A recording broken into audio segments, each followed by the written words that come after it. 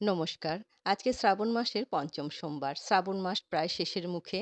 আজকে দুপুরে খাবারে কি আয়োজন করেছিলাম চলুন আপনাদের সাথে শেয়ার করি। তৈরি করে নিচ্ছি সাদা আলুর তরকারি। কালো জিরে, কাঁচা লঙ্কা ফোড়নে দিলাম। কেটে রাখা আলুটা দিয়ে হালকা একটুখানি ভেজে নিয়ে স্বাদ অনুসারে নুন আর পরিমাণ মতো জল দিয়ে ঢাকা দিয়ে রান্নাটা হতে দেবো। সাদা আলুর তরকারি খেতে কিন্তু বেশ ভালো লাগে। কারোর বাড়িতে যদি সাদা আলুর তরকারি তৈরি হয়, পাশ দিয়ে গেলেই কিন্তু গন্ধেই বুঝতে পারবেন সাদা আলুর তরকারি তৈরি হচ্ছে। এটা খেতে কিন্তু বেশ ভালো লাগে। দেখুন আলুর তরকারিটা তৈরি হয়ে গেল, ঢেলে নিচ্ছি। তার সাথে গরম, গরম আমি লুচি ভেজে নেব। লুচি ভাজতে দিয়ে দিলাম। দেখুন লুচিগুলো প্রায় ভেজে নেওয়া হয়ে গেছে। এবার পরিবেশন করব।